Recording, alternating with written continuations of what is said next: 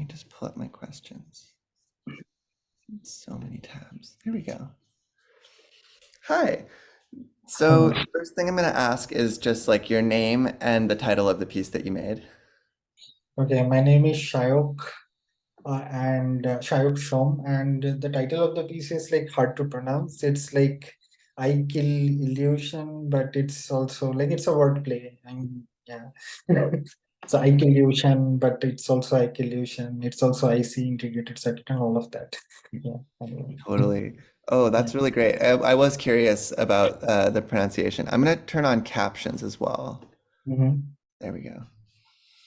Um, and right, name, title. Where are you calling from? I'm calling from the UK right now. So I'm an Indian artist, but I'm living in the UK right now. So yeah. Got it. Mm. And when did you make this piece? Last month. Oh wow. I guess I saw it was released on like December 20 or December 2022, right? But that is when I started like making it, but I published it last month. So it was like that is when I like started that space, but I hadn't worked on it till like end of January. Okay. And yeah, I would love to hear more about sort of what was your process for making the piece? Yeah, so like I was doing this workshop, like in our conversation also, I told you that like we're like a bunch of artists, like we're talking about like a bunch of artists and I, we were talking about like ideas of post-humanism and stuff, like how human machine, like how, what is humanity now? Like how do we define the human being now? And how like our experiences and things sort of like transmute between these physical and digital like worlds, and how like we can represent or like how we can actually like I don't know, translate sort of this material and this psychological thing, psychological space, material psychological space into a 3D space. So this was an experiment that I did. Like we were trying a bunch of different like online tools. We were like experimenting with photogrammetry and also chat GPT, text generating AI and image generating AI and all of that. So then I like it sort of like developed organically from then on. So I did a bunch of experiments with other stuff, and then uh, gradually like I came to doing this. Like it sort of had this idea of like I have been working with like in my previous work also. Like I have worked with with this idea of like perception, interpretation, expression, and all of that. So that is where like that I like being slashed. That is like a classic image from that the surreal film An Andalusian Dog by Salvador Dali and Louis Buñuel. So there is a like reference there, but yeah. So I thought like it would be a funny thing like if I can like use my experiments to like somehow represent this like digital like in this digital space, but it's also like the space I want. I mean, like when you enter, like we'll later on move on to the 3D world, I know, but like yeah, it's mostly like the 3D space more than an exhibition. I was thinking just like entering a completely dark room, it almost like or entering a theater also. It's like reveals sort of like the images. It's like as if like the like dreams or the thoughts they're projected onto the screen. So that is why like it was the idea of like this dark space where it's like so it's a metaphor for the yeah psychological dimension. But yeah, the objects that I use, like some of it, like the dagger, that is something I found on Sketchfab, and it has a history of its own. Like a real material existed, and then it had been scanned into a 3D model, and then like it exists in this like digital museum. So yeah, and probably also physical. So that is Yeah, I mean interesting. that's really beautiful, how like the physical object then gets to be sort of replicated and dispersed. Mhm.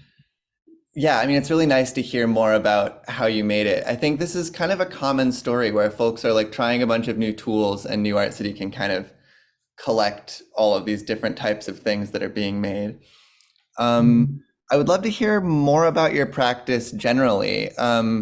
often the question I ask, because our archive is now like 3 years old, and so it really Mm. overlaps with the main parts of the pandemic. So I ask like, what was your practice like before the pandemic? But I'm curious, sort of, what is your practice like in general, and maybe did it shift during the pandemic in any way?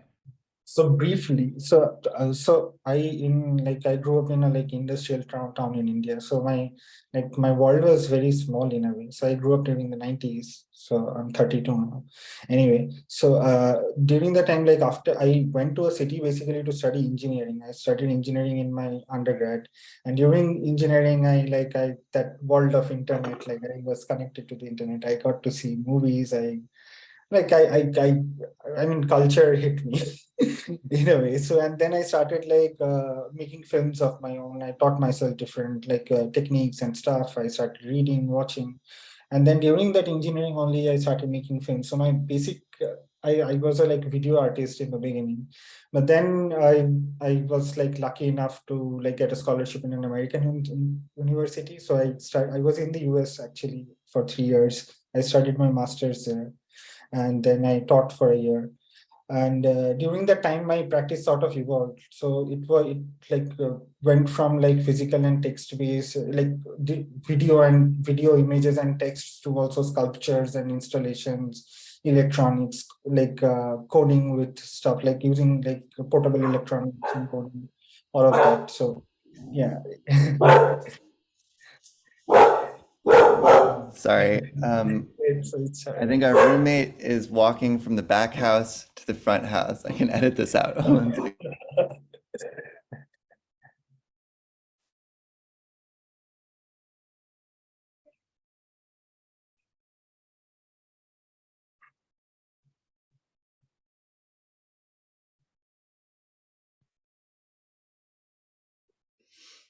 yeah. She's silly. Um, yeah, that's really cool to hear. What was your master's in, and where was it? So it was in Cincinnati. So I studied in the University of Cincinnati, and like the masters, it was an interdisciplinary program. So like we did a bunch of stuff. Like I experimented with like things across the board. So my like basically I was a video maker in the beginning, but then like I was a sculptor. Like I did made sculptures, installations, music, all of it. I love that. And so, had you experimented with any virtual world tools before New Art City?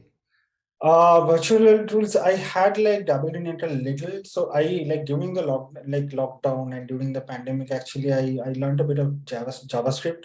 So I had like I like learned how to code way before, like in school and then in college also, because I studied engineering. But then I like, because I was so disinterested in the in engineering itself, because I did not think that that skill would come to any use. But later on, then when I found like the generative aspect of like art, like generative art, then I thought like, okay, so maybe this might come to some use after all. So I like taught myself a little bit of JavaScript, like 3JS and Yeah, P5JS. I New have Art like City is built in 3JS. yeah, so that's why like it was I was amused actually, because I was using like like the three classes, like 3JS classes and everything. So it was nice that knowledge also came to some use. Anyway, and also during the pandemic, I also like developed this process, because I was always on my phone and I had to like do something with my phone, because like I was not being able to like make physical artworks anymore. There was no space and everything.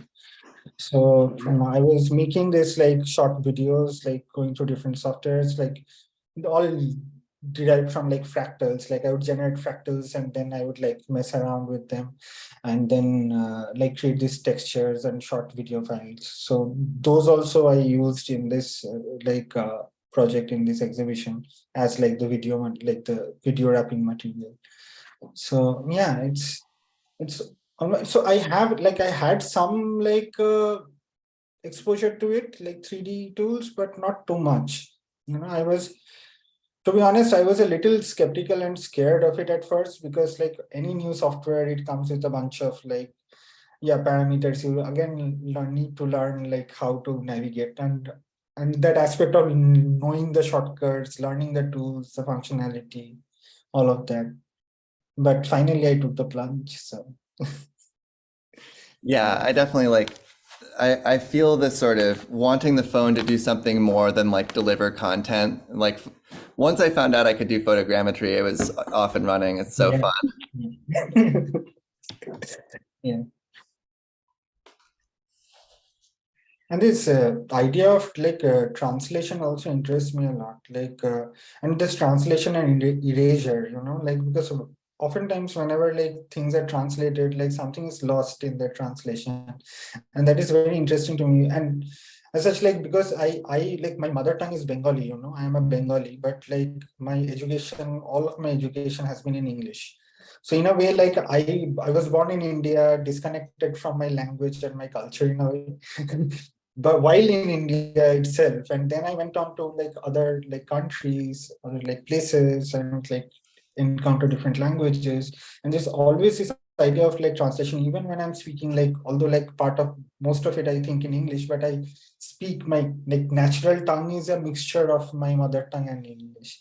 So I think and like I speak generally in that language, but then this auto translation always happens, and a lot of things are like remain unexpressed, or like even in my language it's hard to express. Even through any language it's really difficult. Anyway, but yeah, so this losing of not fidelity I would say, but like losing of very important like parts or tonalities, maybe through translation, through like not just like translation of from one language like a spoken language or written language to another, but say like 2D to 3D object, or 3D to back to 2D, or like scanning in like scanning of documents, and like that the texture, like even like different softwares, like I am scanning through one physical or one like object, like one machine, but that machine is interfaced to different softwares, and each software again like puts on a filter of their own. It sees it in a different, like it has its like auto correct feature. So this autocorrect is also very interesting. Like it autocorrect is not always correct and not always auto. Yeah, I So mean, this is kind of hypermateriality, right? That there are all of these kind of steps along the way, but I really identify with a lot of what you said. Um, and it's kind of interesting, like for example, with photogrammetry, you then get your little baked 4K map or whatever, and that's AI. That it looks like it was generated by AI because it is. So there are all these invisible ways that AI finds its way into your process. But returning to what you were saying about language, I saw some stable diffusion in your space. So I'm curious sort of how you feel about language as the tool for like prompt generation, or like maybe how translation features in that for you. hmm. So prompt generation, that is what I'm like in the beginning, like I have been actually like stable diffusion is still recent. Like I like during the lockdown, I started experimenting with this text to image like generation, like platforms. At that time it was VQCAN and Clip, and we are like using these like Google Colab notebooks for another project. So and like then came Disco diffusion and then stable diffusion. DALI was still there. Now DALI has also like, and the Midjourney's aesthetic is also pretty nice. So all of these, they have like, they speak a certain language, and it's all about like figuring out like which, like what language like suits like our needs to talk to them about. So in a way, like we like in a way like while this prompt generation like requires us to choose the personality we would talk to, like when you encounter a person, they come with an inbuilt personality. But here, like according to you, like you have to understand what personality, or estimate what personality you want the AI to like activate or like engage in or like show. So that is also interesting. It's also like I know. I mean, like there is all this right about AI, and which is understandable, and there are a lot of ethical concerns about AI as well, which are also understandable. They are not to be rejected. And but this technology is already here, and all like I think like it's almost in like every sphere of our life nowadays. Like every app we use, it uses AI in some kind of way. Like every communication, like if and especially after COVID, like it was like accelerated in a way, this integration of digital tools with our lives. So uh, yeah. Yeah, I So mean, yeah, like, artificial intelligence is just statistics. And so, like, yes, big data already had its revolution beginning around 2010. And it's now that we're kind of like doing a silly one with big data and, generating pictures of like Margaret Thatcher holding a ham under each arm. I mean, the thing is that like now, like fan art or like this something that we can like we thought about like this like cool idea that we thought about earlier. It would have like taken a lot of effort to produce them, but now we can just like yeah, if we know how to prompt properly, like prompt engineering and like writing prompt has become so much of the thing now. It's like it's not the image that is important, but the prompt. What did you like? What prompt did you use? And what seed and what like these numbers. It's like again like the prompt is also another like form of like collection of data and text, like so you have like a collection of text which again which can be fed into and then it becomes another data set. So it's like a yeah recursive process. I think. Absolutely. And it's almost like a type of code. Um, Mhm. I would love to talk about this for like much longer, but I only have one more question. How do you approach archiving in your work? Like you've been making art for a long time now. Like what's your process for returning to things you've made in the past? Like how do you know if something's done? It's actually I don't know how it's actually it's I think like there is a like I don't know if it's ever done. Like nothing. How can something ever be finished or perfect? Because that is like antithetical to like I don't know, like humanity's way of living. Because like nothing ever dies, but then everything has an expiry date.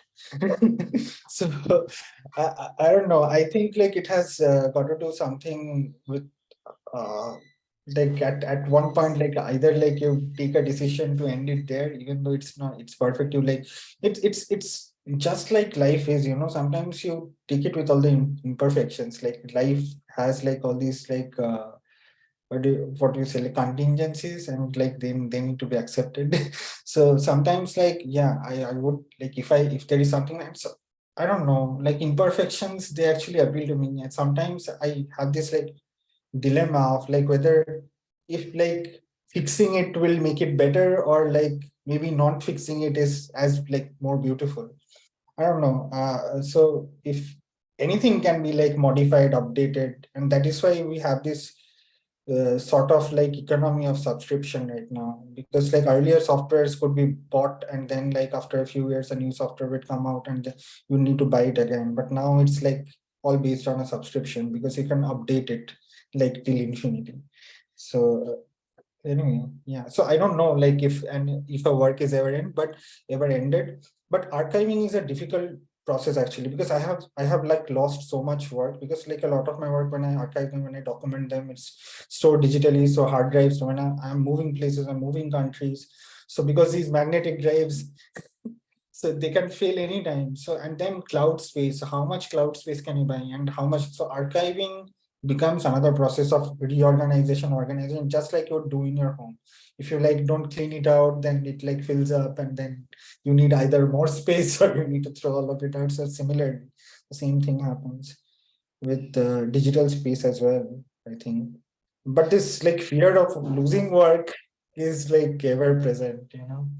I mean, It's like the cycle of samsara, right? It's just, it's always being yeah, like I moved to UK last year, and like during my like move last year, like, my main hard drive it crashed. Like I struggled so much to like fix it myself, but I couldn't. And then like it's ludicrous the amount of like money it required to like Oh, it's recover the like data. So $20,000 you pay up front and there's no guarantee that you get your data back. It's just like, okay. I thought okay, I'll just make all of it again. Like I'll make new stuff. So anyway, like a part of my it was not much, but still like it hurts when you like lose that.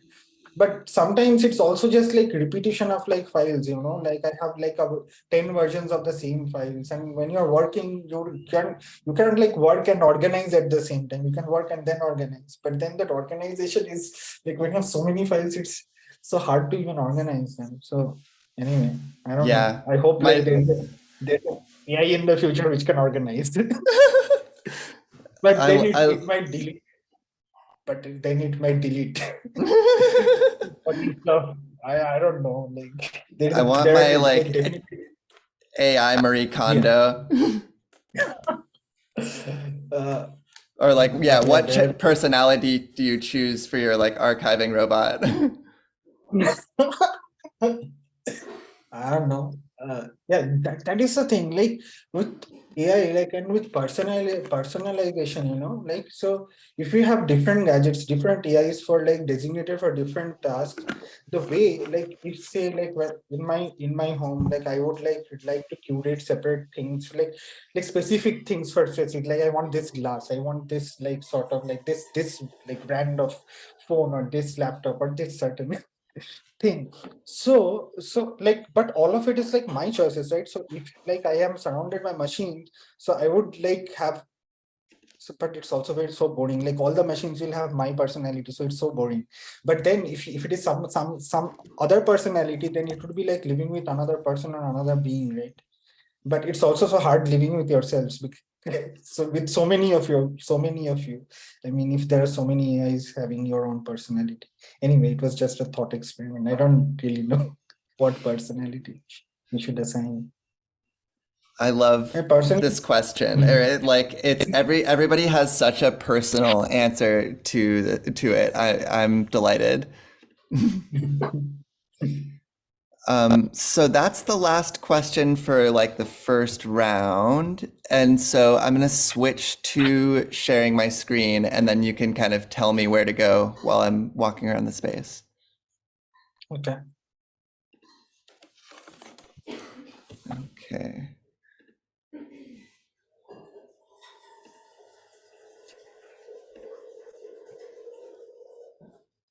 Okay. So do you have like an exhibition statement that you want to read, or is sort of have we spoken enough to the work before we go in? Yeah, I think we're spoken enough to them, but I don't have any prepared exhibition statement as such. But yeah, uh, Totally fine. So here we are. Oh, I need to make sure I'm sharing sound in case you have any sound in your space. yeah, I do have some. The I think I also need to like yeah like give a headphone sound so people wear headphones when they're experiencing the space, because the like ambient sound is really low like in the initial space. I don't want it to be overwhelming, but then I think it's only audible like in headphones. Oh, I see. I Share mean the sound. basic sound, but the other sound I think it's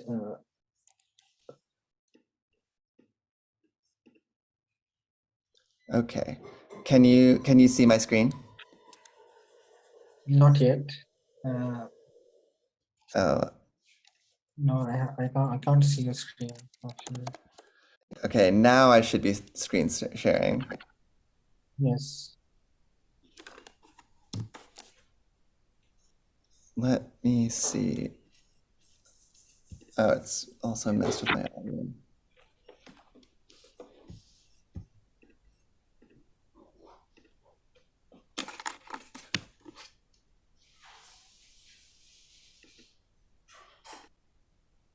Okay.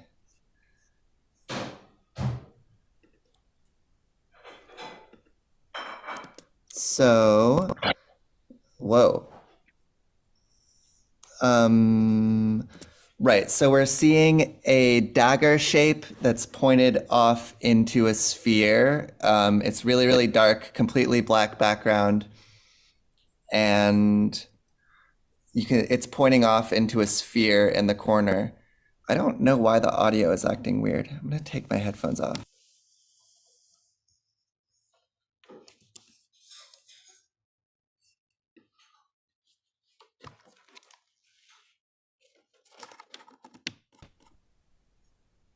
Okay. Let's try that again. It was like clipping really bad. Uh, It's better. So Right, so we have this dagger 3D model that has a video texture on it. I don't know how you did that, but that's impressive. And it's black and white and it's these kind of like scan lines going up and down in these like cloud forms and it's pointing into this grayscale sphere that has a kind of menacing it almost looks like a skeleton with the two eyes and like the nose hole, but it's kind of an abstract grayscale shape on the sphere. Mm. So Um, yeah, if you move closer to it, that like the sphere should be moving. Yeah. I see. So it almost looks like an eye now, like wiggling all around with these kind of like wispy shapes pointing into the center, and then there's like a really dark area in the center. Yeah. And there should be like you can like the dagger also functions like a ramp, so as to like it also like it's like a pointer to go towards that sphere. So there is also like if you yeah if you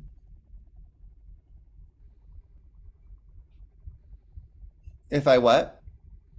so yeah so when you enter this sphere, like you can also interact with this several objects. So these objects, so like these were like the objects were derived out of like tracing on them, you know, like I traced on these were 2D images which are generated in stable diffusion, and then I traced over them to make them into 3D objects, and then I like applied video skins on them. So they so like it was like this something which was generated like in the computer, which is scraped off the internet, generated in the computer images in one shot, like in a few seconds or a few minutes, like many images. And then I was like, my thought was also again that like if you can generate so many images, and like what use are they if yeah if Go they're ahead. like yeah, if they're not assigned any meaning to. So like I picked a bunch of images and like I traced over them, and then like what I felt from them, I assigned a certain meaning to them. And then I like used video textures to augment them and then added the sound. So the sound, like each like sort of like model here inside the eye, like the big sphere, the world or the eye. So these have like their unique like sounds, like when you approach them you can hear the sounds. And so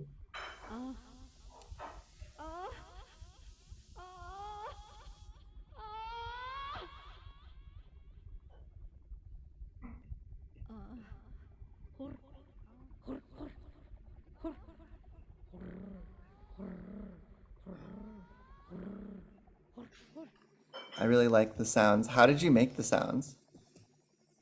so I I had like ideas around, like as I was telling you, like I assigned certain identities to the 3D objects, and then I asked my like I recorded the sounds. I asked my partner to like make the sounds like according to these ideas that I had around these objects, and she like I recorded the sounds and then like, assigned them to these objects.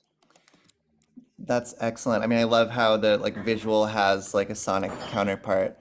So this first one is in a bunch of different blues and greens and oranges, and it's this similar kind of slit scanning effect Mhm. where they're kind of moving towards the center. It's this kind of like scroll shape with a little bulb in the center that almost looks like an eye, and it's mirrored, so they're converging towards the center and curving around this eye. And there's some wide stripes with white between them, and there's some really, really narrow stripes that look cool like an old TV.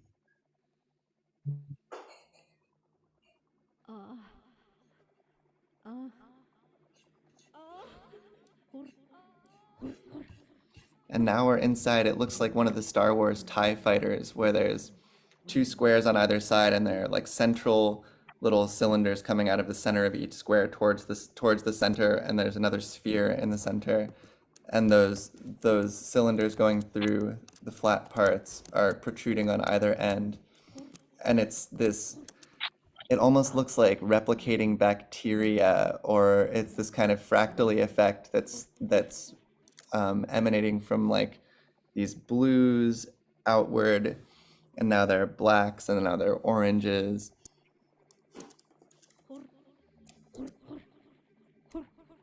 Some pink in there. The colors on these are amazing.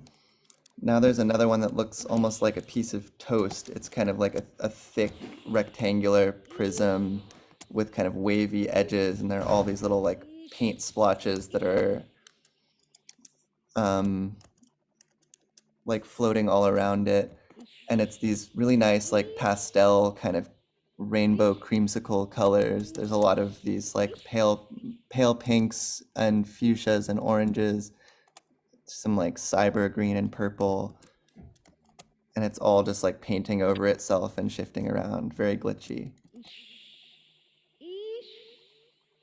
It also looks kind of like cake. I did not think of this before, but like, yeah.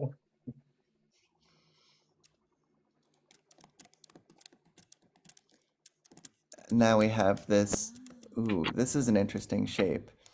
There's kind of this like irregular like rock sphere in the center, and then there's this one more like rectangular like hook coming off of it, and then there's another like protruding, almost like an airplane wing or like a table leg with yeah, it looks like a table leg with another thing sort of going down off of the side of it, and it has this, it almost looks like one of those thermal cameras. It's a lot of like purples and oranges in a little bit of a spiral, like animated all around it.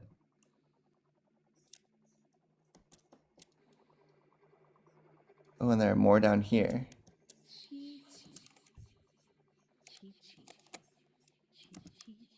This one's like an irregular door where there are all these like jagged edges in a rough circle with a distorted rectangle portal through it, and it's in sort of more like flame, like dark flame type colors. It's a lot of like oranges and like dark umber colors. Now it shifts briefly into this like maybe reversed pattern where it's these like whites and blues.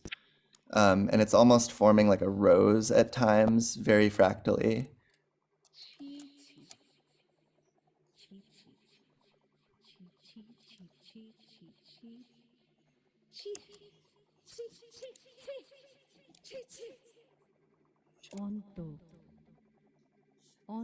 This one looks like an eye again, but it's like a rotating rectangle with like an oval in the center of that, and then like a circle in the center of that. And it looks so much like an iris right now. And it's just sort of like waving around, or even like a passion flower. Um, there are these sort of dark petal undertones, and then all of these different colors are flashing through them.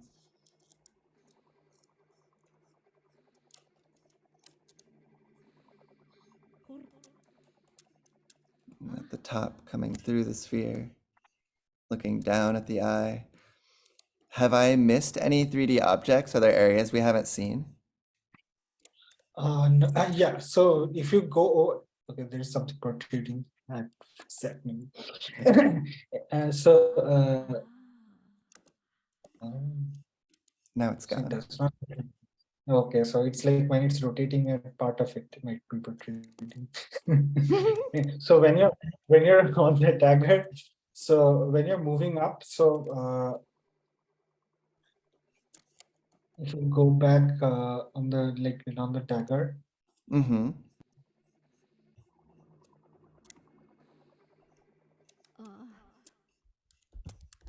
so you'll encounter, like, if you go down the dagger, like follow the dagger's path like down, once you'll find yeah, so there is a like sound cue on the dagger. So like there is a small object there. So in the sort of like in the middle, like if you go, yeah. Oh, there's a tiny little sphere that has these like circles projected on it. Again, it looks kind of like an eye, but it's just like really big pupil, really white eye, and then there's these kind of like hooded eyelids. And if you approach it, like then there is a sound cue. So it's like a, yeah.